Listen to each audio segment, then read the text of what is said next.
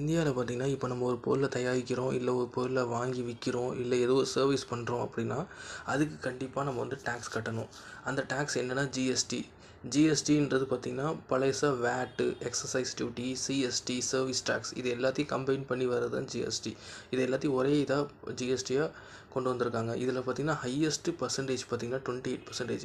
அது எதுக்கு எந்தெந்த செக்டாருக்குலாம் சார்ஜ் பண்ணுறாங்கன்னு பார்த்திங்கன்னா ஆட்டோமொபைல் செக்டார், அதாவது ஆட்டோமொபைல்னால் நம்ம car, bike, retail car, bike இதெல்லாம். அதுக்கப்புறம் டொபேக்கோ, அதாவது சிகரெட்ஸு. அதுக்கப்புறம் அரேட்டட் பெவரேஜஸ், அதாவது எலைட் ஆல்கஹால்ஸுக்கு. அதுக்கப்புறம் ஏர் ட்ராவல், அதாவது ஃப்ளைட் டிக்கெட்ஸுக்கு. இது இல்லாமல் லக்ஸரி ஐட்டம்ஸ்னால் இப்போ வந்து ஒரு ஆடி, பிஎம்டபிள்யூ, இந்த மாதிரி ரோல்ஸ் ராய்ஸ், இந்த மாதிரி கார்ஸுக்கு.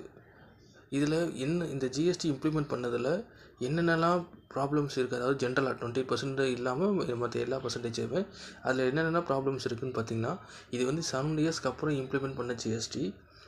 அதாவது இதில் பார்த்திங்கன்னா இன்கன்சிஸ்டன்ட் ரேட்ஸு, இன்எஃபிஷியன்சி, அதுக்கப்புறம் டபுள் டாக்ஸேஷன் அப்படின்ற ப்ராப்ளம்ஸ்லாம் இருக்குது.